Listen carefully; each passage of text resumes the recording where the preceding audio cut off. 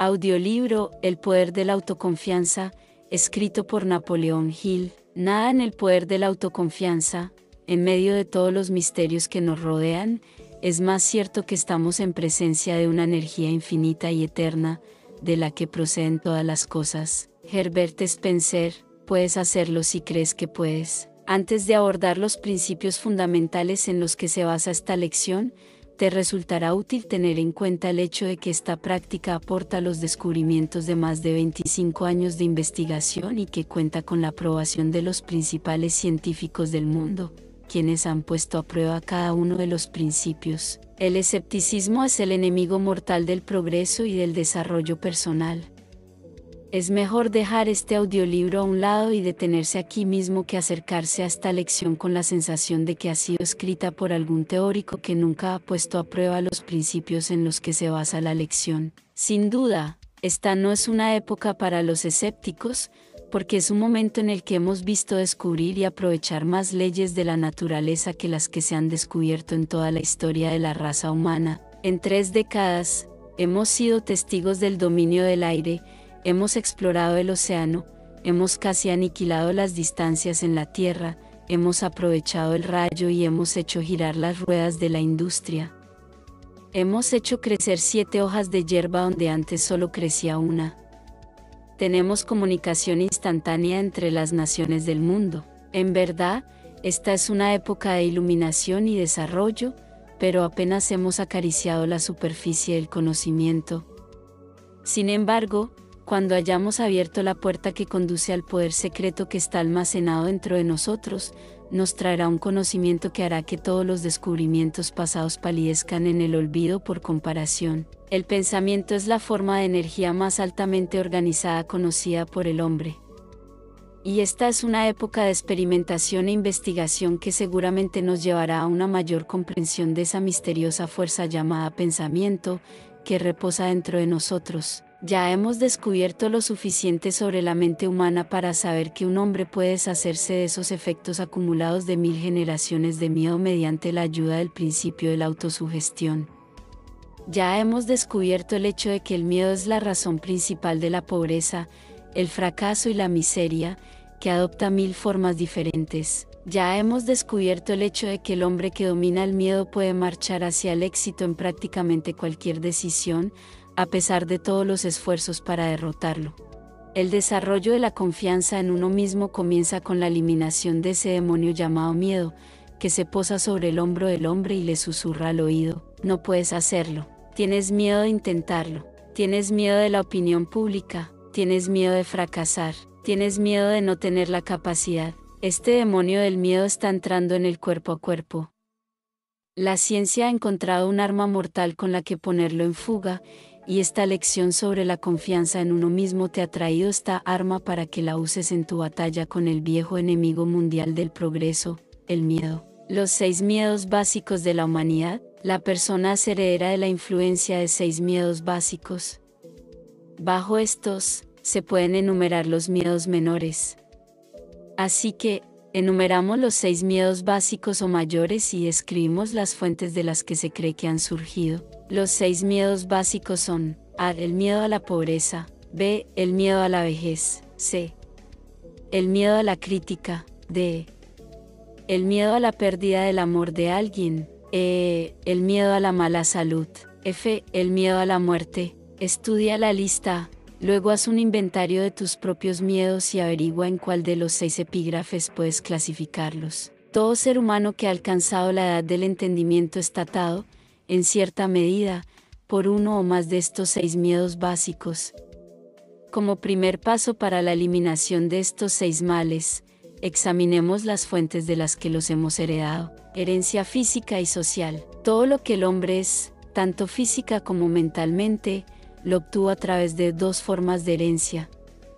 Una se conoce como herencia física y la otra se llama herencia social. A través de la ley de la herencia física, el hombre ha evolucionado lentamente desde la ameba, una forma animal unicelular, a través de etapas de desarrollo que corresponden a todas las formas animales conocidas ahora en esta tierra, incluyendo las que se sabe que han existido pero que ahora están extintas. Cada generación por la que ha pasado el hombre ha añadido a su naturaleza algo de los rasgos, hábitos y apariencia física de esa generación. La herencia física del hombre, por lo tanto, es una colección heterogénea de muchos hábitos y formas físicas.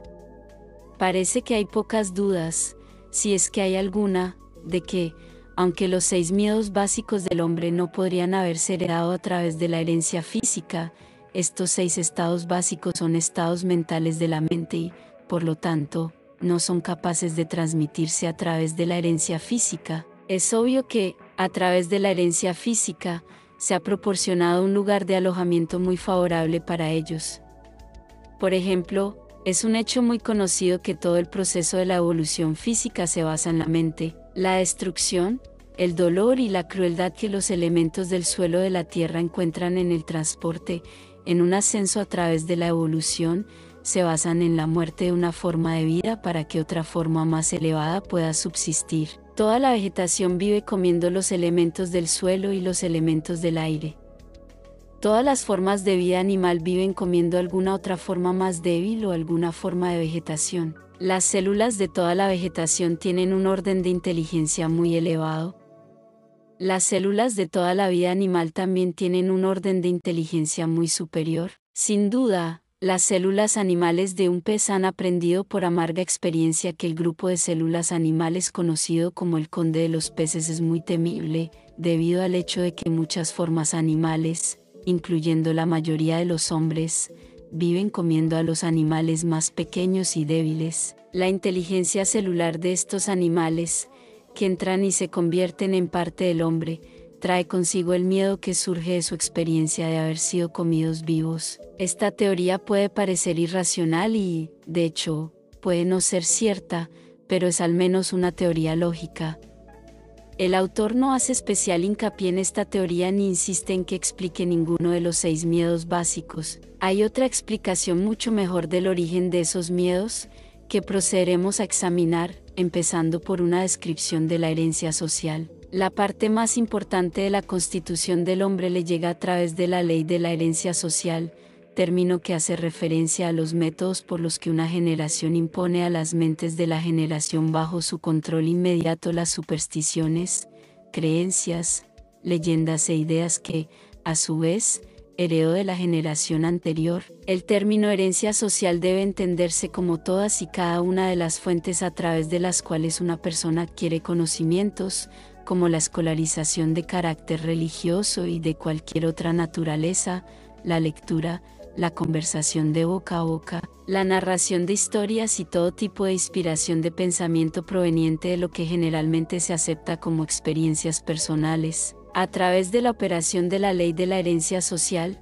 cualquiera que tenga el control de la mente de un niño puede, a través de una intensa enseñanza, plantar en la mente del infante cualquier idea, ya sea falsa o verdadera, de tal manera que el niño la acepte como verdadera y se convierta en una parte de su personalidad, como cualquier célula u órgano de su cuerpo físico, e igual de difícil de cambiar en su naturaleza. Es a través de la ley de la herencia social que el religioso planta en la mente del niño dogmas, credos y ceremonias religiosas demasiado numerosas para describirlas, manteniendo esas ideas ante esa mente hasta que las acepta y las sella para siempre como parte de su creencia irrevocable. La mente de un niño, que no ha llegado a la edad del entendimiento general durante un periodo medio que abarca, digamos, los 2 primeros años de su vida, es plástica, abierta, limpia y libre. Cualquier idea plantada en su mente por alguien en quien el niño tiene confianza echa raíces y crece, por así decirlo, de tal manera que nunca puede ser erradicada o borrada, por muy opuesta a la lógica o a la razón que sea esa idea. Muchos religiosos afirman que pueden implantar los principios de su religión en la mente de un niño con tanta profundidad que nunca podrá haber espacio en esa mente para ninguna otra religión, ya sea en su totalidad o en parte. Las afirmaciones no son muy exageradas. Con esta explicación de la forma en la que opera la ley de la herencia social, el estudiante estará listo para examinar las fuentes de las que el hombre hereda los 6 miedos básicos. Además, cualquier estudiante, excepto aquellos que todavía no han crecido lo suficiente como para examinar la verdad que pisan los callos de sus propias supersticiones, puede comprobar la solidez del principio de la herencia social tal como se aplica aquí a los 6 miedos básicos, sin salir de sus propias experiencias personales. Afortunadamente, prácticamente toda la masa de evidencia presentada en esta lección es de tal naturaleza que todos los que buscan sinceramente la verdad pueden determinar por sí mismos si la evidencia es sólida o no. Al menos por el momento, deja de lado tus prejuicios e ideas preconcebidas.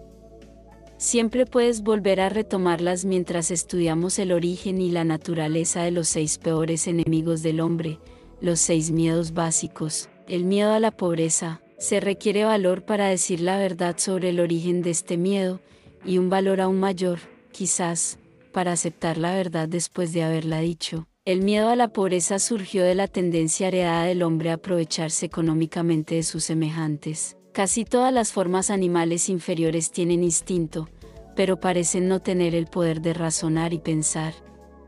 Por lo tanto, se depredan unos a otros físicamente. El hombre, con sus sentidos superiores de la intuición, el pensamiento y la razón, no se come a sus semejantes corporalmente, pero le da más satisfacción comérselos financieramente. De todas las épocas del mundo de las que tenemos conciencia, la que vivimos parece ser la del culto al dinero. Un hombre es considerado menos que el polvo de la tierra, a menos que pueda exhibir una abultada cuenta bancaria. Nada trae al hombre tanto sufrimiento y humillación como la pobreza. No es de extrañar que el hombre la tema. A través de una larga línea de experiencias heredadas con el hombre animal, el hombre ha aprendido con certeza que no siempre se puede confiar en este animal cuando se trata de asuntos de dinero y otras evidencias de posesiones terrenales. Muchos matrimonios tienen su inicio y, a menudo, su final únicamente en función de la riqueza que posee una o ambas partes contratantes.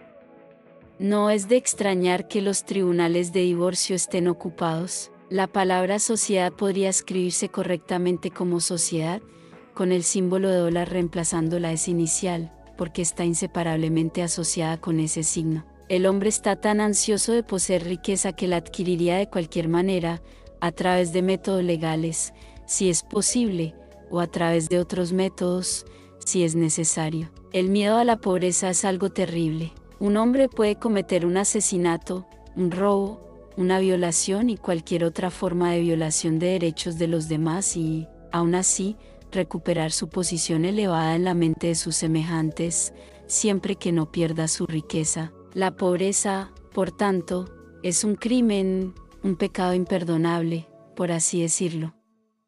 No es de extrañar que el hombre lo tema. Relacionados con el trato humano, tomemos, por ejemplo, prácticamente cualquier persona que haya alcanzado la edad de madurez mental, de 35 a 45 años de edad como promedio general. Si pudiéramos leer su mente, encontraríamos en ella una incredulidad muy decidida y una rebelión contra la mayoría de las creencias enseñadas por los religiosos. Poderoso es el miedo a la crítica. Hubo un tiempo, y no hace mucho, en que la palabra infiel significaba la ruina para quien la aplicara.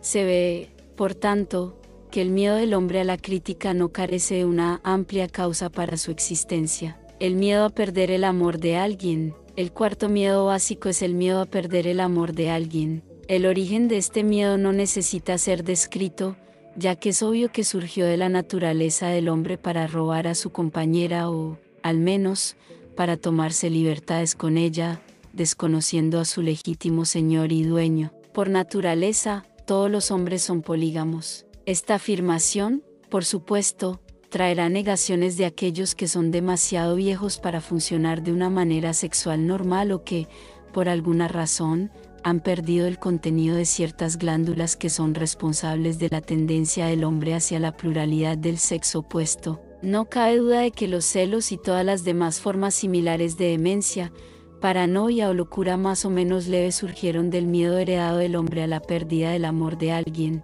De todos los locos cuerdos estudiados por este autor, el representado por un hombre que se ha vuelto celoso de una mujer, o el de una mujer que se ha vuelto celosa de algún hombre, es el más raro y extraño. El autor, afortunadamente, nunca tuvo más que un caso de experiencia personal con esta forma de locura, pero de esa experiencia aprendió lo suficiente como para justificar su afirmación de que el miedo a la pérdida del amor de alguien es uno de los más dolorosos, sino el más doloroso, de todos los 6 miedos básicos, y parece razonable añadir que este miedo causa más estragos en la mente humana que cualquiera de los otros 6 miedos básicos, llevando a menudo a las formas más violentas de locura permanente. El miedo a la mala salud.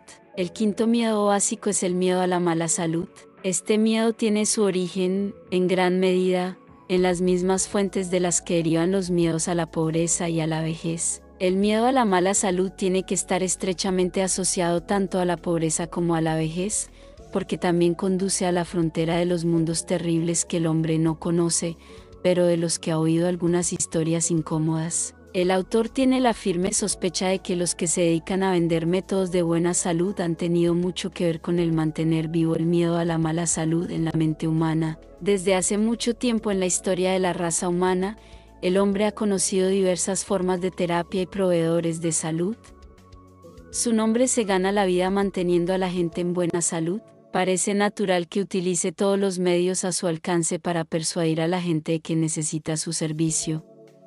Así, con el tiempo, podría ser que la gente heredara el miedo a la mala salud, el miedo a la muerte. El sexto y último de los 6 miedos básicos es el miedo a la muerte. Para muchos, es el peor de los 6 miedos básicos, y la razón por la que es considerado así resulta obvia, incluso para el estudiante casual de psicología. Las terribles punzadas de miedo asociadas con la muerte pueden ser imputadas directamente al fanatismo religioso, la fuente que es más responsable de ello que todas las demás fuentes combinadas. Los llamados paganos no tienen tanto miedo a la muerte como los civilizados, especialmente aquella parte de la población civilizada que ha caído bajo la influencia de la teología durante cientos de millones de años. El hombre se ha planteado las preguntas, aún sin respuesta y tal vez sin respuesta definitiva. ¿Qué soy? ¿De dónde vengo? ¿A dónde voy después de la muerte? Todos, desde los más astutos y taimados hasta los honestos pero crédulos de la raza, no han tardado en ofrecer la respuesta a estas preguntas. De hecho, la respuesta a estas preguntas se ha convertido en una de las llamadas profesiones eruditas, a pesar de que se requiere muy poco aprendizaje para entrar en esta profesión. Testigo ahora de la mayor fuente de origen del miedo a la muerte. Entré en mi tienda, abraza mi fe, acepta mis dogmas y paga mi salario, y te daré un billete que te admitirá directamente en el cielo cuando mueras. Dice el líder de una forma de sectarismo. Quédense fuera de mi tienda, dice este mismo líder, e irán directamente al infierno, donde arderán durante toda la eternidad. Mientras que, en la actualidad, el autoproclamado líder puede no ser capaz de proporcionar un salvoconducto al cielo, ni por la falta de tal provisión permitir que el desafortunado buscador de la verdad descienda al infierno. La posibilidad de este último parece tan terrible que se apodera de la mente y crea ese miedo de los miedos, el miedo a la muerte. En verdad, ningún hombre sabe y ningún hombre ha sabido nunca cómo es el cielo o el infierno, o si esos lugares existen. Y esta misma falta de conocimiento definitivo abre la puerta de la mente humana al charlatán, para que entre y controle esa mente con sus acciones de precipitación y diversas marcas de engaño, falsedad y fraude. La verdad es esta: ningún hombre sabe ni nunca ha sabido de dónde nacemos o a dónde vamos al morir. Cualquier persona que afirme lo contrario, o bien se engaña a sí misma, o bien es un impostor consciente que se dedica a vivir sin prestar un servicio de valor, jugando con la credulidad de la humanidad. Sin embargo, la mayoría de los que se dedican a vender billetes para el cielo creen saber dónde está el cielo y que sus credos y fórmulas darán un paso seguro a quienes lo abracen. Esta creencia puede resumirse en una palabra: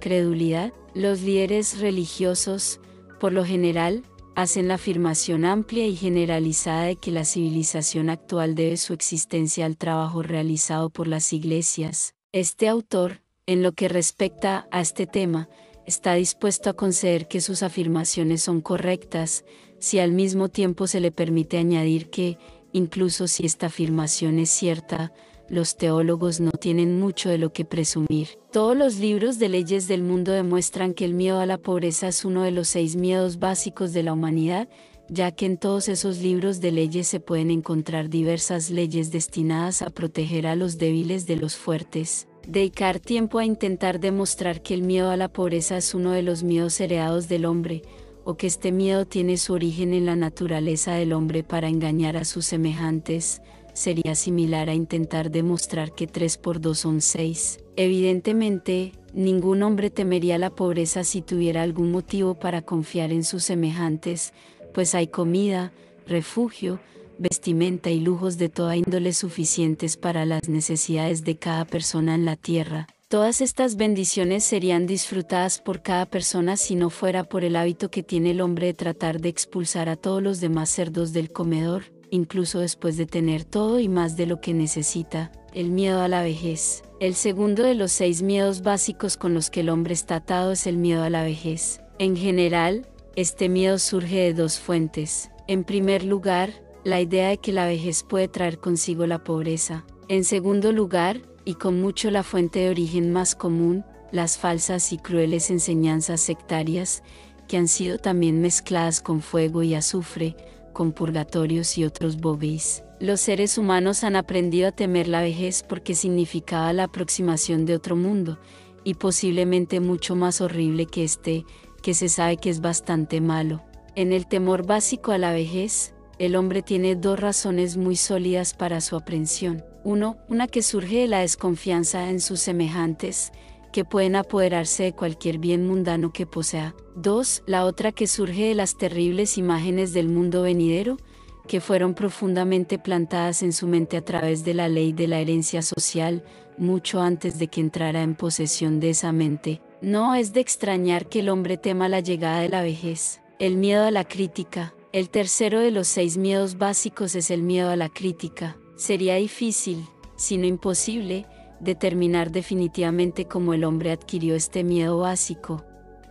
Pero una cosa segura, lo tiene en forma bien desarrollada. Algunos creen que ese temor hizo su aparición en la mente del hombre alrededor del momento en que surgió la política. Otros creen que su origen no puede rastrearse más allá de la primera reunión de una organización de mujeres conocidas como Club de Mujeres. Otra escuela de humoristas atribuye el origen al contenido de la Santa Biblia, en cuyas páginas abundan algunas formas muy vítricas y violentas de crítica. Si esta última afirmación es correcta, y los que creen literalmente todo lo que encuentran en la Biblia no están equivocados, entonces Dios es el responsable del miedo inherente del hombre a la crítica, porque Dios hizo que se escribiera la Biblia. Este autor, que no es ni humorista ni un profeta, sino una persona común y corriente, se inclina por atribuir el miedo básico a la crítica a esa parte de la naturaleza heredada del hombre. No solo a quitarle a su prójimo sus bienes y mercancías, sino justificar su acción mediante la crítica del carácter de su prójimo. El miedo a la crítica adopta muchas formas diferentes, la mayoría de las cuales son de naturaleza insignificante y superficial, incluso hasta el punto de ser infantil en extremo. Los calvos, por ejemplo, tienen miedo a la crítica. Las cabezas se quedan calvas debido a la protección de los sombreros con bandas ajustadas, que cortan la circulación en las raíces del cabello. Los hombres llevan sombreros no porque realmente los necesiten o por comodidad, sino principalmente porque todo el mundo lo hace, y el individuo se pone a la cola y lo hace también, no sea que algún otro individuo lo critique. Las mujeres rara vez tienen la cabeza calva o incluso el pelo fino, porque llevan sombreros sueltos, cuya única finalidad es aparentar. Pero no hay que imaginar que las mujeres están libres del miedo a la crítica asociada a los sombreros.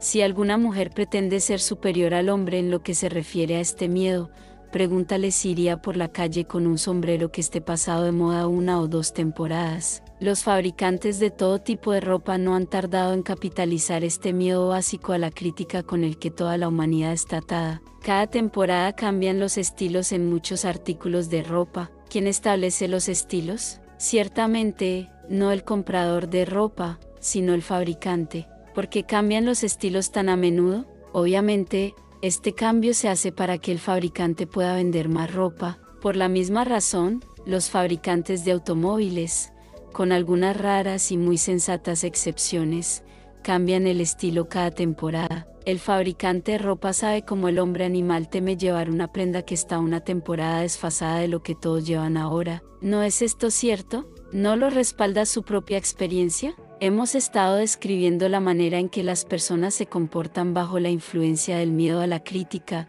aplicado a las cosas pequeñas y mezquinas de la vida. Examinemos ahora el comportamiento humano bajo este miedo cuando afecta a las personas en relación con los asuntos más importantes. Pero no puede ser cierto que la civilización haya surgido de los esfuerzos de las iglesias y credos organizados si, por el término civilización, se entiende el descubrimiento de las leyes naturales y los muchos inventos de los que el mundo es heredero actualmente. Si los teólogos desean reclamar la parte de la civilización que tiene que ver con la conducta del hombre hacia sus semejantes, son perfectamente bienvenidos. Pero, por otro lado, si presumen de tener el crédito de todos los descubrimientos científicos de la humanidad, el autor pide permiso para hacer una enérgica protesta. No es suficiente afirmar que la herencia social es el método a través del cual el hombre recoge todo el conocimiento que llega a través de los 5 sentidos. Es más importante afirmar cómo funcionará la herencia social en tantas aplicaciones diferentes que permitan al estudiante una comprensión completa de esa ley. Comencemos con algunas de las fronteras inferiores de la vida animal y examinemos la forma en que se ven afectadas por la ley de la herencia social. Poco tiempo después de que este autor comenzara a examinar las principales fuentes de donde los hombres obtienen los conocimientos que los convierten en lo que son, hace unos 30 y tantos años, descubrió el nido de un murogallo. El nido estaba situado de tal manera que la madre podía ser vista desde una distancia considerable cuando estaba en el nido. Con la ayuda de un par de gafas de campo, el ave fue observada de cerca hasta que las crías salieron del cascarón. Sucedió que la observación diaria habitual se realizó solo unas horas después de que los jóvenes salieran del cascarón. Deseando saber qué iba a pasar, el autor se acercó al nido. La madre permaneció cerca hasta que el intruso estuvo a unos 3 o 4 metros de ella.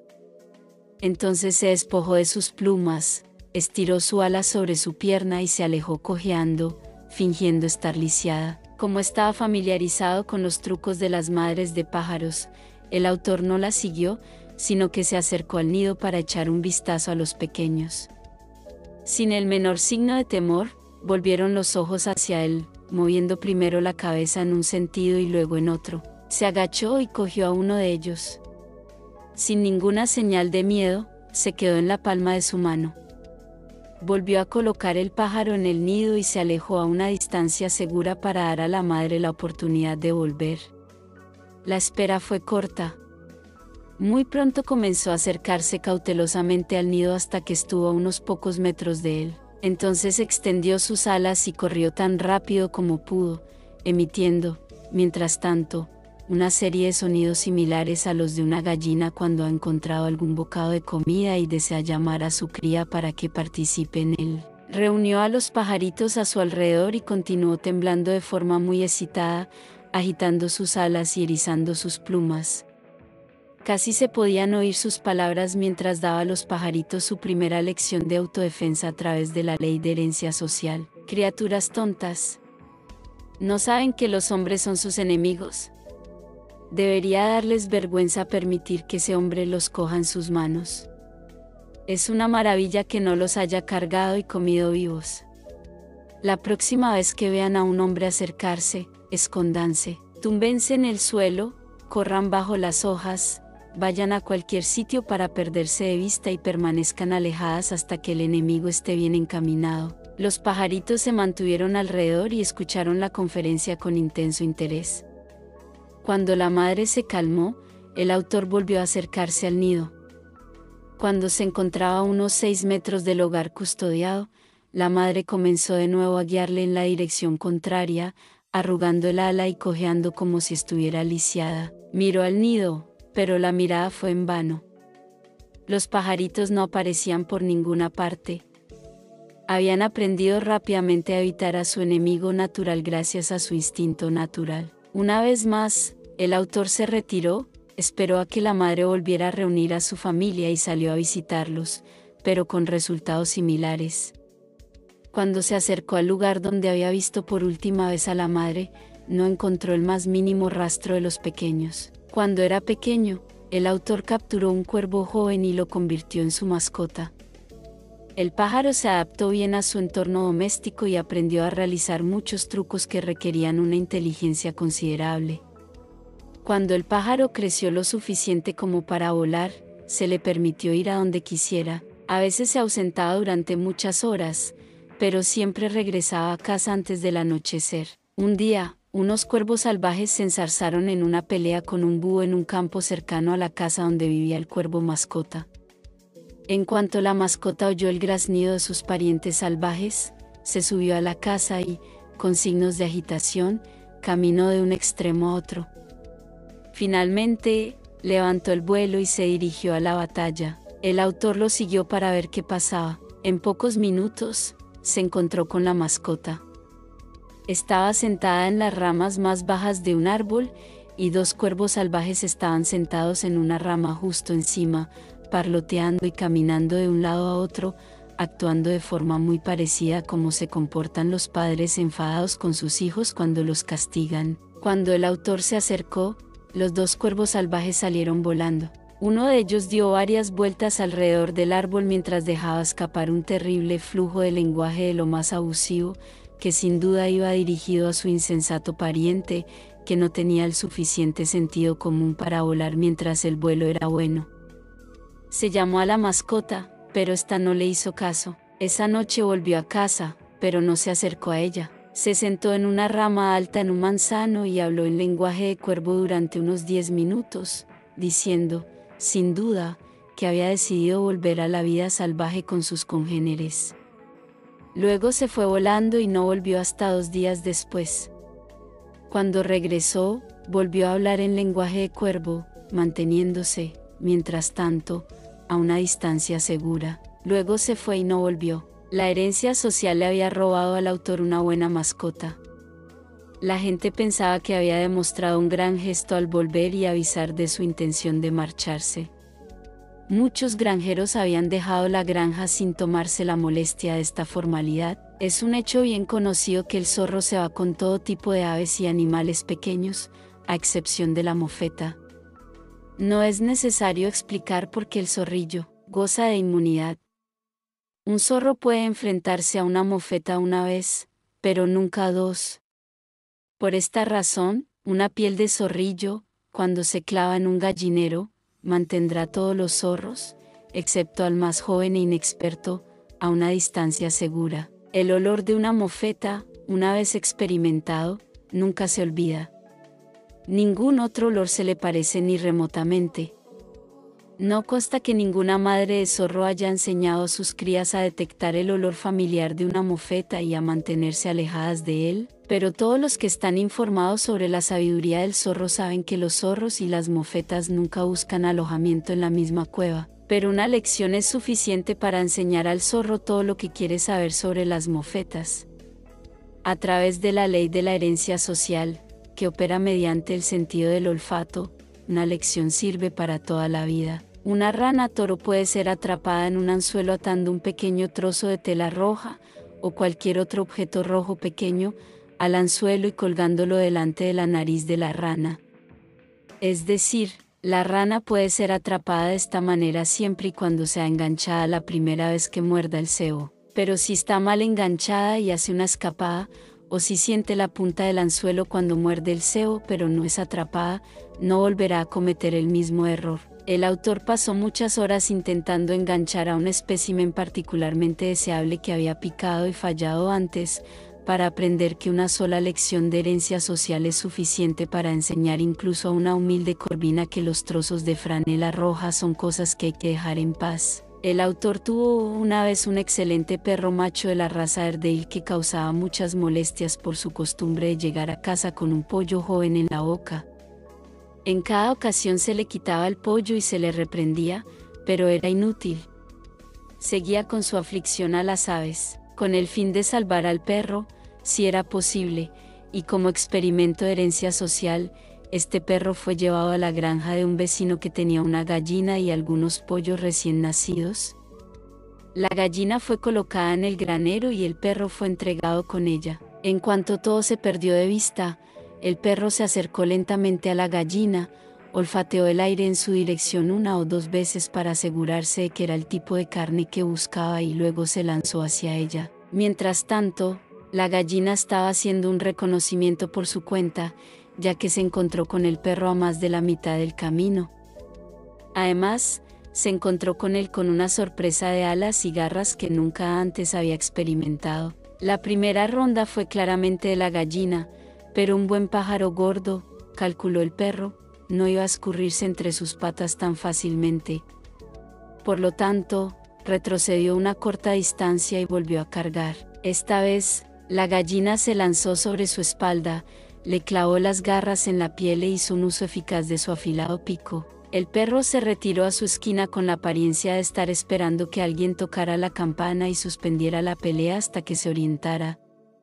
Pero la gallina no tenía tiempo para deliberar, tenía a su adversario en fuga y demostró que conocía el valor de la ofensiva al mantenerlo en fuga. Casi se podían entender sus palabras mientras azotaba al pobre Airedale de una esquina a otra, manteniendo una serie de sonidos rápidos que parecían las reprimendas de una madre enfadada a la que se le había pedido que defendiera a su vástago de un ataque de chicos mayores. El Airedale era un pobre soldado. Después de correr por el granero de esquina a esquina durante unos 2 minutos, se tendió en el suelo tan plano como pudo e hizo todo lo posible por protegerse los ojos con las patas. La gallina parecía tener un intento especial en picotear sus ojos. El dueño de la gallina intervino entonces y la recuperó, o para ser más exactos, recuperó al perro, lo que no pareció contar con la desaprobación de la perra. Al día siguiente, se colocó una gallina en el sótano donde dormía el perro.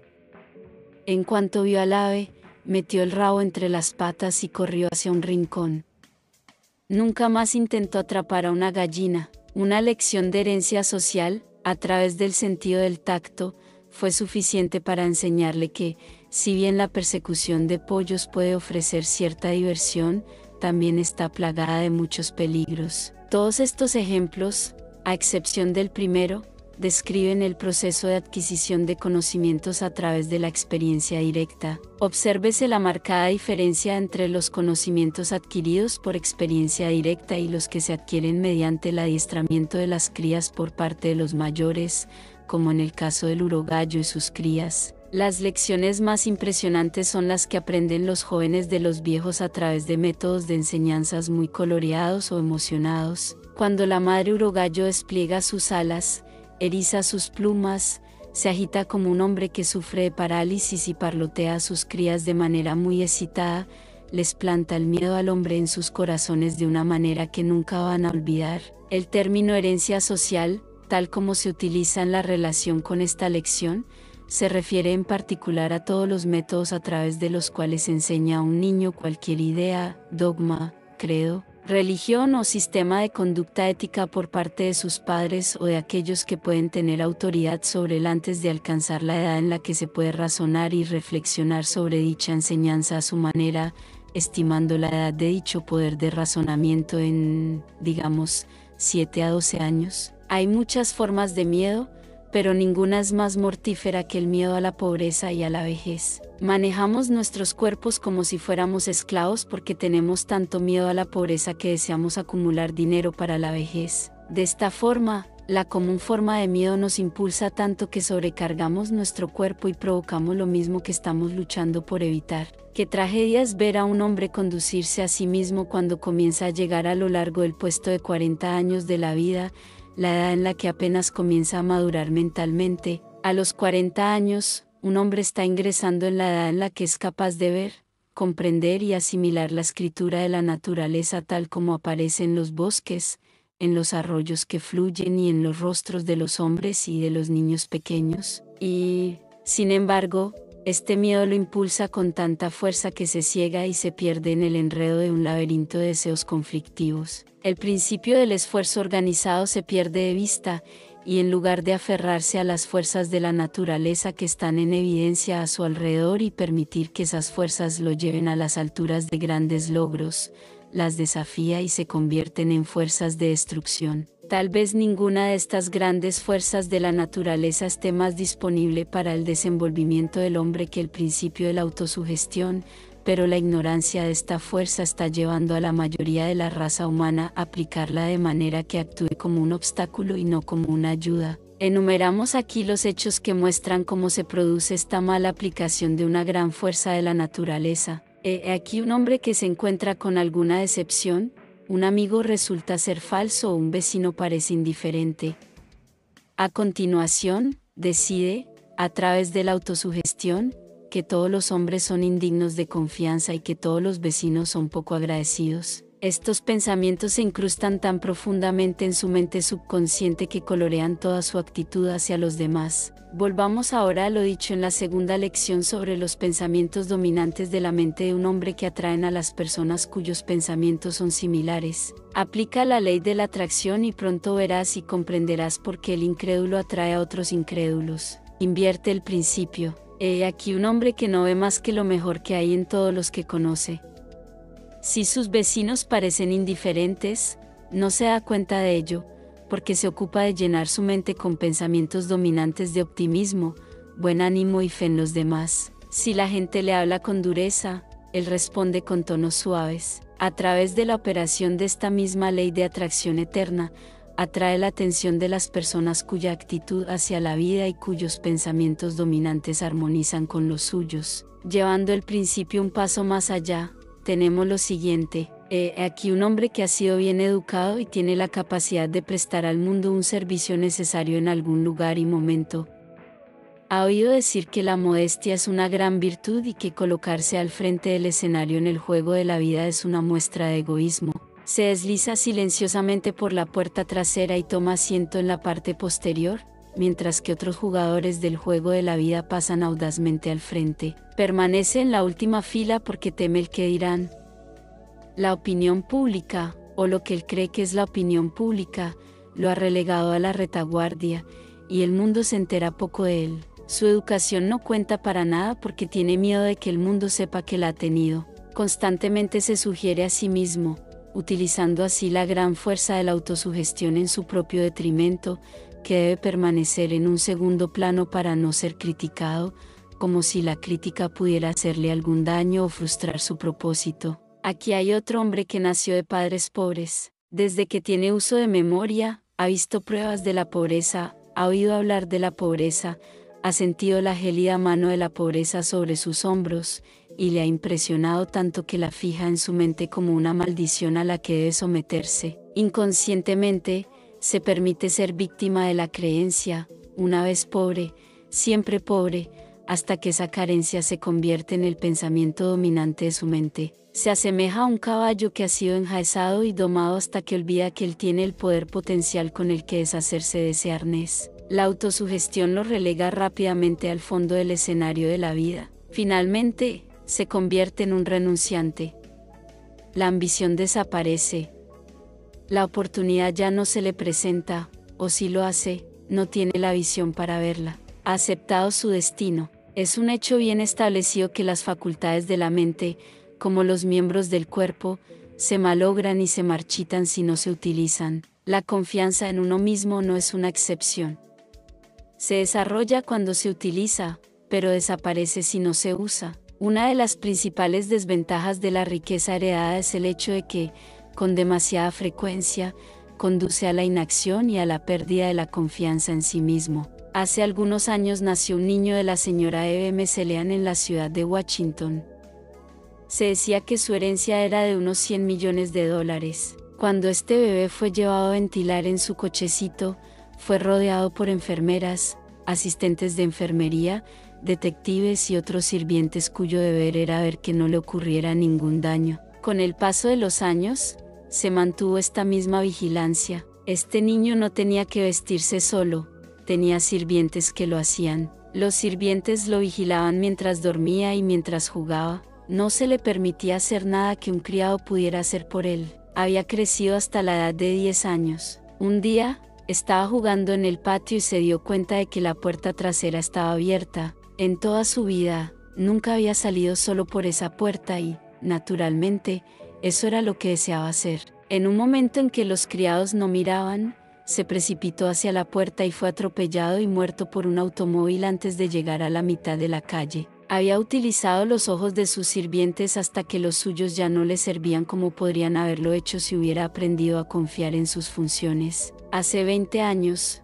el hombre al que servía como secretario envió a sus 2 hijos a la escuela. Uno de ellos fue a la Universidad de Virginia y el otro a un colegio de Nueva York. Cada mes era parte de mi tarea hacer un cheque de $100 para cada uno de estos chicos. Este era su dinero para sus gastos personales. Recuerdo con mucho provecho la forma en que envidiaba a esos muchachos cuando extendía esos cheques cada mes. A menudo me preguntaba por qué la mano del destino me trajo al mundo en la pobreza. Podía mirar hacia adelante y ver cómo esos chicos llegarían a las altas esferas de la vida, mientras yo seguía siendo un humilde empleado. A su debido tiempo, los chicos volvieron a casa con sus pieles de oveja. Su padre era un hombre rico que poseía bancos, ferrocarriles, minas de carbón y otras propiedades de gran valor. A los chicos les esperaban buenos puestos en la empresa de su padre. Sin embargo, 20 años de tiempo pueden jugarle una mala pasada a los que nunca han tenido que luchar. Tal vez sería mejor decir que el tiempo da a los que nunca han tenido que luchar la oportunidad de jugarse una mala pasada. En cualquier caso, estos 2 chicos trajeron a casa de la escuela otras cosas además de sus pieles de oveja. Volvieron con capacidades bien desarrolladas para la bebida fuerte, capacidades que desarrollaron porque los $100 que cada uno de ellos recibía cada mes hacían innecesaria su lucha. La suya es una larga y triste historia, cuyos detalles no le interesarán, pero sí su final. Mientras escribo esta lección, tengo sobre mi mesa un ejemplar del periódico publicado en la ciudad donde vivían estos chicos. Su padre ha quebrado y su costosa mansión, donde nacieron los chicos, ha sido puesta en venta. Uno de los chicos murió de delirium tremens y el otro está en un manicomio. No todos los hijos de los hombres ricos resultan tan desafortunados, pero el hecho es, sin embargo, que la inacción conduce a la atrofia y está, a su vez, a la pérdida de la ambición y de la confianza en sí mismo. Y sin estas cualidades esenciales, un hombre será llevado por la vida en las alas de la incertidumbre, al igual que una hoja seca puede ser llevada aquí y allá en el seno de los vientos vagabundos. Lejos de ser una desventaja, la lucha es una ventaja decisiva porque desarrolla aquellas cualidades que permanecerían siempre dormidas sin ella. Muchos hombres han encontrado su lugar en el mundo porque se han visto obligados a luchar por su existencia desde muy temprano. El desconocimiento de las ventajas que se derivan de la lucha ha llevado a muchos padres a decir: yo tuve que trabajar duro cuando era joven, pero me encargué de que mis hijos lo tengan fácil. Pobres criaturas insensatas, una época fácil suele convertirse en una desventaja mayor de la que el joven medio puede sobrevivir. Hay cosas peores en este mundo que verse obligado a trabajar en los primeros años de vida. La ociosidad forzada es mucho peor que el trabajo forzado. Ser forzado a trabajar o forzado a hacer lo mejor posible engendrará la templanza, el autocontrol, la fuerza de voluntad, el contento y otras 100 virtudes que el ocioso nunca conocerá. La falta de necesidad de lucha no solo conduce a la debilidad de la ambición y la fuerza de voluntad, sino que, lo que es aún más peligroso, establece en la mente de una persona un estado de letargo que conduce a la pérdida de la confianza en sí mismo. La persona que ha dejado de luchar debido a que el esfuerzo ya no es necesario está aplicando literalmente el principio de la autosugestión al socavar su propio poder de autoconfianza. Tal persona finalmente caerá en un estado de ánimo en el que realmente mirará con más o menos desprecio a la persona que se ve obligada a seguir adelante. La mente humana, si se me permite la repetición, puede compararse con una batería eléctrica. Puede ser positiva o negativa. La confianza en uno mismo es la cualidad con que la mente se recarga y se vuelve positiva. Apliquemos este razonamiento a las ventas y veamos qué papel juega la confianza en uno mismo en este gran campo de trabajo. Uno de los mejores vendedores que ha visto este país fue una vez un empleado de una oficina de periódicos. Merecerá la pena analizar el método con el que se ganó el título de principal vendedor del mundo. Era un joven tímido con un carácter más o menos retraído. Era uno de los que creen que es mejor colarse por la puerta de atrás y sentarse en la parte posterior del escenario de la vida. Una noche escuchó una conferencia sobre el tema de esta lección, la autoconfianza, y esa conferencia le impresionó tanto que salió de la sala de conferencias con la firme determinación de escapar del atolladero en que se había metido. Se dirigió al director de negocios del periódico y pidió un puesto como solicitante de publicidad. Se le puso a trabajar a comisión. Todo el mundo en la oficina esperaba verlo fracasar, ya que este tipo de venta requiere el tipo más positivo en la capacidad de venta. Se dirigió a su habitación e hizo una lista de cierto tipo de comerciantes a los que pretendía llamar. Uno pensaría que naturalmente habría hecho su lista con los nombres de aquellos a los que creía que podía vender con el menor esfuerzo, pero no hizo nada de eso. Solo incluyó en su lista los nombres de los comerciantes a los que otros publicistas habían llamado sin conseguir una venta. Su lista constaba de solo 12 nombres. Antes de hacer una sola llamada, salió al parque de la ciudad, sacó su lista de 12 nombres, la leyó 100 veces y, mientras lo hacía, se decía a sí mismo: usted me comprará un espacio publicitario antes de que termine el mes. Entonces empezó a hacer sus llamadas. El primer día cerró ventas con 3 de los 12 imposibles. Durante el resto de la semana, realizó ventas a otros 2. A finales de mes, había abierto cuentas publicitarias con todos los comerciantes que tenía en la lista, excepto uno. Durante el mes siguiente no hizo ninguna venta, porque no hizo ninguna llamada excepto a este obstinado comerciante. Todas las mañanas, al abrir la tienda, estaba presente para entrevistar a este comerciante, y todas las mañanas, este comerciante decía no. El comerciante sabía que no iba a comprar espacio publicitario, pero este joven no lo sabía. Cuando el comerciante decía no, el joven no lo oía y seguía viniendo. El último día del mes, después de haberle dicho a este persistente joven no durante 30 veces consecutivas, el comerciante dijo: mire, joven, ha perdido todo un mes tratando de venderme. Ahora lo que me gustaría saber es esto: ¿por qué ha perdido tanto su tiempo? De perder el tiempo, nada, replicó el joven. He estado yendo a la escuela y usted ha sido mi maestro.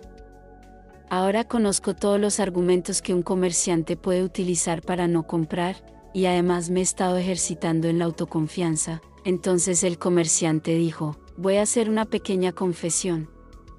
Yo también he ido a la escuela, y usted ha sido mi maestro.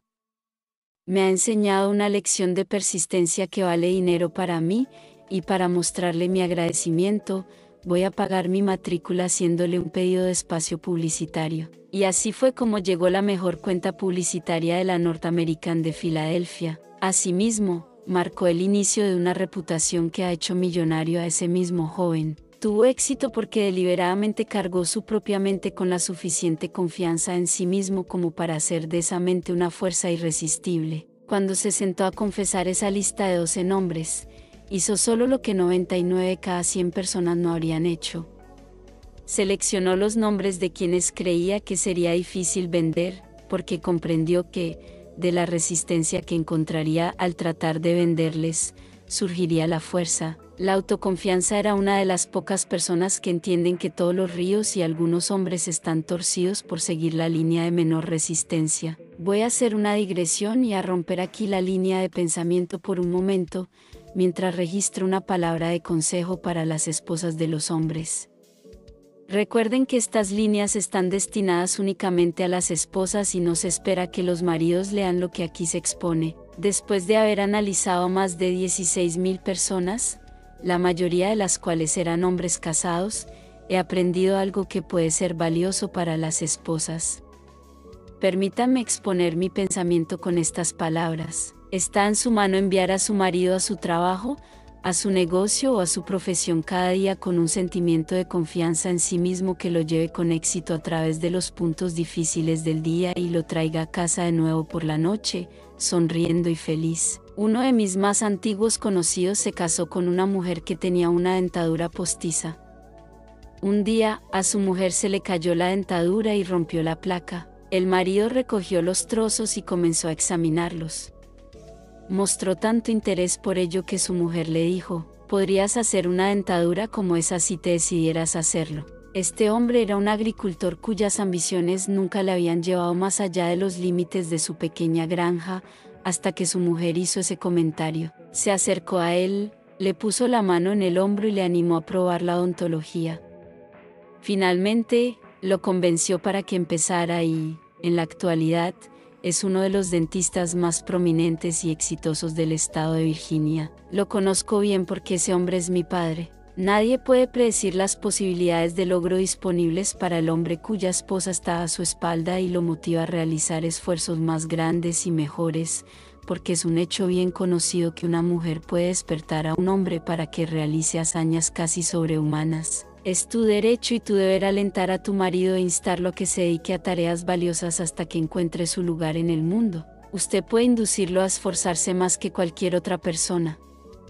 Hágale creer que nada, dentro de lo razonable, está más allá de su poder de logro, y habrá prestado un servicio que le ayudará mucho a ganar la batalla de la vida. Uno de los hombres con más éxito en su línea en América da todo el crédito de su éxito a su esposa. Cuando se casaron, ella escribió un credo, que él firmó y colocó sobre su escritorio. Esta es una copia del credo. Creo en mí mismo, creo en los que trabajan conmigo, creo en mi empleador, creo en mis amigos, creo en mi familia. Creo que Dios me prestará todo lo que necesito para tener éxito si hago todo lo posible por ganármelo mediante un servicio fiel y honesto. Creo en la oración y nunca cerraré los ojos en el sueño sin pedir la guía divina con el fin de ser paciente con otras personas y tolerante con los que no creen como yo. Creo que el éxito es el resultado de un esfuerzo inteligente y no depende de la suerte, de las prácticas astutas o de traicionar a los amigos, a los compañeros o a mi empleador. Creo que obtendré de la vida exactamente lo que ponga en ella, por lo que tendré cuidado de comportarme con los demás como me gustaría que ellos actuaran conmigo. No calumniaré a quienes no me agradan, no despreciaré mi trabajo, sin importar lo que vea hacer a los demás. Prestaré el mejor servicio del que sea capaz, porque me he comprometido a triunfar en la vida y sé que el éxito es siempre el resultado de un esfuerzo concienzudo y eficiente. Y el esposo firmó este credo. La mujer que escribió este credo era una psicóloga prácticamente de primer orden. Con la influencia y la guía de una mujer así, cualquier hombre podría alcanzar un éxito notable. Analice este credo y se dará cuenta de la libertad con la que se utiliza el pronombre personal. Comienza con la afirmación de la confianza en sí mismo, que es perfectamente adecuada. Ningún hombre podría hacer suyo este credo sin desarrollar la actitud positiva que atraería hacia él a las personas que le ayudarían en su lucha por el éxito. Este sería un credo espléndido que todo vendedor debería adoptar. Puede que no perjudique sus posibilidades de éxito si lo repite y cree en él. Sin embargo, la simple adopción no es suficiente, debe practicarlo. Léalo una y otra vez hasta que se lo sepa de memoria. Luego, repítalo al menos una vez al día, hasta que lo haya transformado literalmente en su estructura mental. Tenga una copia delante de usted como recordatorio diario de su compromiso de practicarlo. De este modo, utilizará eficazmente el principio de la autosugestión como medio para desarrollar la confianza en sí mismo. No se preocupe por lo que puedan decir de su procedimiento, solo recuerde que su negocio es tener éxito, y este credo, si lo domina y lo aplica, le ayudará mucho. Usted aprendió en la lección 2 que cualquier idea que fije firmemente en su mente subconsciente mediante la afirmación repetida se convertirá automáticamente en un plano que un poder invisible utiliza para dirigir sus esfuerzos hacia el logro del objetivo nombrado en el plan. También ha aprendido que el principio mediante el cual puede fijar cualquier idea que elija en su mente se llama autosugestión. ¿Qué significa? Simplemente, una sugerencia que le da su propia mente. Fue el principio de autosugestión el que Emerson tenía en mente cuando escribió: nada puede traerte la paz sino tú mismo. Debe recordar que nada puede traerle el éxito sino usted mismo. Por supuesto, necesitará la cooperación de los demás si pretende alcanzar un éxito de gran alcance, pero nunca obtendrá esta cooperación a menos que vitalice su mente con la actitud positiva de la confianza en usted mismo. Tal vez se haya preguntado por qué unos pocos hombres avanzan a puestos altamente remunerados, mientras que otros a su alrededor, que tienen tanta formación y que aparentemente realizan tanto trabajo, no avanzan. Seleccioné 2 personas de estos 2 tipos y estudiélas, y la razón por la que una avanza y la otra se queda quieta le resultará bastante obvia. Verá que el que avanza cree en sí mismo, se dará cuenta de que respalda esta creencia con una acción tan dinámica y agresiva que hace saber a los demás que cree en sí mismo. También notará que esta confianza en sí mismo es contagiosa, es impelente, es persuasiva, atrae a los demás. También percibirá que el que no avanza muestra claramente, por la mirada de su rostro, por la postura de su cuerpo, por la inseguridad con la que habla, que carece de toda autoconfianza. Nadie va a prestar mucha atención a la persona que no tiene confianza en sí misma. No atrae a los demás porque su mente es una fuerza negativa que repele en lugar de atraer. En ningún otro campo de la actividad la autoconfianza, o la falta de ella, desempeña un papel tan importante como en el campo de la venta. No hace falta ser analista del carácter para determinar, en el momento en que se le conoce, si un vendedor posee esta cualidad de autoconfianza. Si la tiene, los signos de su influencia están escritos en él. Inspira confianza en él y en los productos que vende desde el momento en que habla. Llegamos ahora al punto en el que usted está listo para tomar el principio de la autosugestión y hacer uso directo de él para convertirse en una persona positiva, dinámica y autosuficiente. Se le pide que copie la siguiente fórmula, la firme y la memorice. La fórmula de la autoconfianza. Primero, sé que tengo la capacidad de alcanzar el objetivo de mi propósito definido, por lo que me exijo una acción persistente, decisiva y continua hacia su consecución. Segundo, me doy cuenta de que los pensamientos dominantes de mi mente eventualmente se reproducen en la acción exterior corporal y gradualmente se transforman en la realidad física. Por lo tanto, concentraré mi mente durante 30 minutos diarios en la tarea de pensar en la persona que pretendo ser, creando una imagen mental de esta persona y luego transformando esa imagen en la realidad a través del servicio práctico. Tercero, sé que, a través del principio de la autosugestión, cualquier deseo que sostenga persistentemente en mi mente buscará eventualmente su expresión a través de algún medio práctico para realizarlo. Por lo tanto, dedicaré 10 minutos diarios a exigir de mí mismo el desarrollo de los factores nombrados en las 16 lecciones de este curso de lectura sobre la ley del éxito. Cuarto, he trazado y escrito claramente una descripción de mi propósito definido en la vida para los próximos 5 años. He fijado un precio a mis servicios para cada uno de estos 5 años, un precio que pretendo ganar y recibir mediante la aplicación estricta del principio de servicio eficiente y satisfactorio que prestaré por adelantado. Quinto, me doy cuenta de que ninguna riqueza u posición puede durar mucho tiempo si no se construye sobre la verdad y la justicia. Por lo que no me comprometeré en ninguna transacción que no beneficie a todos aquellos a los que afecta. Tendré éxito atrayendo hacia mí las fuerzas que deseo utilizar y la cooperación de otras personas.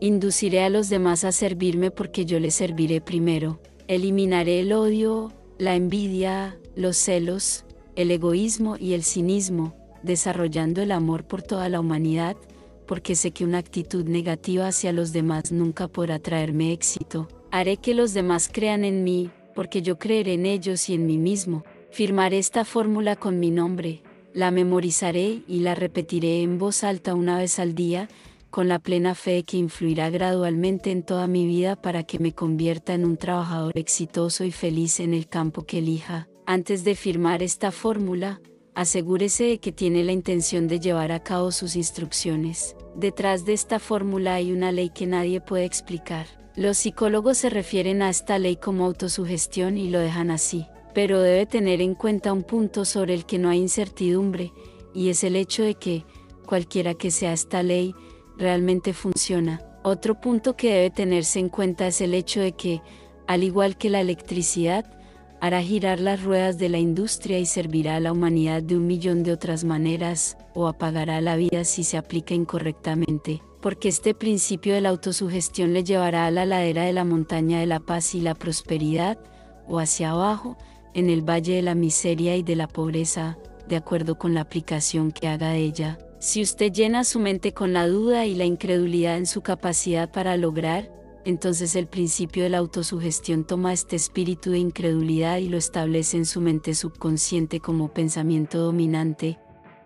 Y, poco a poco, pero con seguridad, lo arrastrará en el torbellino del fracaso. Pero si llena su mente con radiante autoconfianza, el principio de autosugestión toma esta creencia y la establece como su pensamiento dominante, y lo ayuda a dominar los obstáculos que caen en su camino hasta que alcance la cima de la montaña del éxito. El poder del hábito. Habiendo experimentado yo mismo todas las dificultades que se interponen en el camino de aquellos que carecen de la comprensión para hacer una aplicación práctica de este gran principio de la autosugestión, permítanme llevarles por un breve camino hacia el principio del hábito, a través del cual pueden aplicar fácilmente el principio de la autosugestión en cualquier dirección y para cualquier propósito. El hábito surge del entorno, de hacer lo mismo, de pensar los mismos pensamientos o de repetir las mismas palabras una y otra vez. El hábito puede compararse con el surco de un disco fonográfico, mientras que la mente humana puede compararse con la aguja que encaja en ese surco.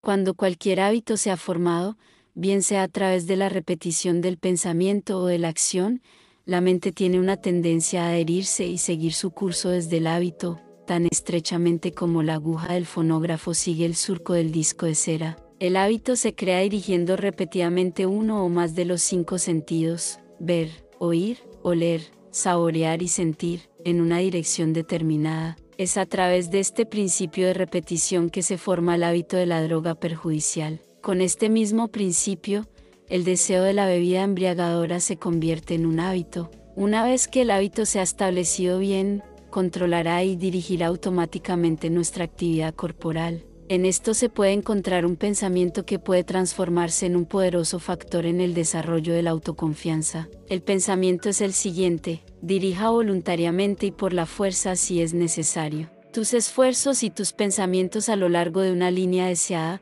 hasta que hayas formado el hábito que se apoderará de ti. Continúa voluntariamente dirigiendo tus esfuerzos a lo largo de la misma línea. El objetivo de escribir y repetir la fórmula de la autoconfianza es formar el hábito de hacer que la creencia en uno mismo sea el pensamiento dominante de su mente, hasta que ese pensamiento se haya incrustado completamente en su mente subconsciente a través del principio del hábito. Aprendiste a escribir dirigiendo repetidamente los músculos del brazo y de la mano sobre ciertos contornos, conocidos como letras, hasta que finalmente formaste el hábito de trazar esos contornos. Ahora escribes con facilidad y rapidez, sin trazar cada letra lentamente. Escribir se ha convertido en un hábito para ti. El principio del hábito se apoderará de las facultades de tu mente de la misma manera que influirá en los músculos físicos de tu cuerpo, como puedes comprobar fácilmente dominando y aplicando esta lección sobre la autoconfianza. Cualquier afirmación que te hagas repetidamente a ti mismo, o cualquier deseo que siembres profundamente en tu mente a través de una afirmación repetida, buscará eventualmente su expresión a través de tus esfuerzos físicos corporales externos. El principio del hábito es el fundamento mismo sobre el que se construye esta lección sobre la autoconfianza en sí mismo. Si entiendes y sigues las instrucciones establecidas en esta lección, pronto sabrás más sobre la ley del hábito desde el conocimiento de primera mano de lo que podría ser enseñado por 1.000.000 de lecciones como esta. No tienes más que una pequeña concepción de las posibilidades que permanecen dormidas dentro de ti, esperando que la mano de la visión te despierte, y nunca tendrás una mejor concepción de estas posibilidades a menos que desarrolles suficiente confianza en ti mismo para elevarte por encima de las influencias comunes de tu entorno actual. La mente humana es una maravillosa y misteriosa pieza de maquinaria, un hecho que me recordaron hace unos meses cuando leí los ensayos de Emerson y releí su ensayo sobre las leyes espirituales. Pero sucedió algo extraño. Al leer ese ensayo, que había leído decenas de veces anteriormente, muchas cosas en las que nunca me había fijado aparecieron ante mí. Percibí más en este ensayo de lo que había visto en las lecturas anteriores porque el despliegue de mi mente desde la última lectura me había preparado para interpretar más. La mente humana se despliega constantemente, como los pétalos de una flor, hasta alcanzar su máximo desarrollo. ¿Cuál es este máximo? ¿Dónde termina? ¿O si termina o no? Son preguntas sin respuesta, pero el grado de desarrollo parece variar según la naturaleza del individuo y del grado en que mantiene su mente en el trabajo. Una mente que se ve forzada o vencida en el pensamiento analítico cada día parece seguir desplegando y desarrollando mayores poderes de interpretación. En Louisville, Kentucky, vive el señor Cook, un hombre que prácticamente no tiene piernas y tiene que desplazarse en un carro. A pesar de que el señor Cook no tiene piernas desde que nació, es dueño de una gran industria y millonario gracias a su propio esfuerzo. Ha demostrado que un hombre puede arreglárselas muy bien sin piernas si tiene una confianza en sí mismo bien desarrollada. En la ciudad de Nueva York se puede ver a un joven fuerte, con cuerpo y cabeza, pero sin piernas, rodando por la Quinta Avenida todas las tardes con la gorra en la mano, pidiendo limosna para vivir. Su cabeza es quizá tan sana y capaz de pensar como el promedio. Este joven podría duplicar cualquier cosa que el señor Cook de Louisville haya hecho si pensara en sí mismo como el señor Cook piensa en sí mismo. Henry Ford posee más millones de dólares de los que jamás necesitará utilizar. No hace muchos años, trabajaba como obrero en un taller mecánico, sin apenas estudios y sin capital. Decenas de otros hombres, algunos de ellos con cerebros mejor organizados que el suyo, trabajaban cerca de él. Ford se deshizo de la conciencia de pobreza, desarrolló autoconfianza en sí mismo, pensó en el éxito y lo alcanzó. Los que trabajaban a su alrededor podrían haberlo hecho igual de bien si hubieran pensado como él. Milo C. Jones, de Wisconsin, sufrió una parálisis hace unos años. El ataque fue tan grave que no podía girarse en la cama ni mover un músculo de su cuerpo. Su cuerpo físico estaba inutilizado, pero a su cerebro no le pasaba nada. Así que empezó a funcionar en serio, probablemente por primera vez en su existencia. Tumbado de espaldas en la cama, el señor Jones hizo que ese cerebro creara un propósito definido. Ese fin era bastante prosaico y humilde en su naturaleza, pero era definido y era un propósito, algo que él nunca había conocido antes. Su propósito definitivo era vender salchichas de cerdo. Llamando a su familia a su alrededor, contó sus planes y comenzó a dirigirlos para llevarlos a cabo. Sin más ayuda que una mente sana y mucha confianza en sí mismo, Milo C. Jones extendió el nombre y la reputación de la salchicha de cerdo por todos los Estados Unidos y, además, acumuló una fortuna. Todo esto lo logró después de que la parálisis le impidiera trabajar con sus manos. Donde prevalece el pensamiento, se puede encontrar el poder. No olvides suscribirte al canal y activar la campanita para no perderte ninguna de mis próximas recomendaciones literarias. Comparte el video con quienes buscan respuestas y un mayor entendimiento. Hasta el próximo audiol.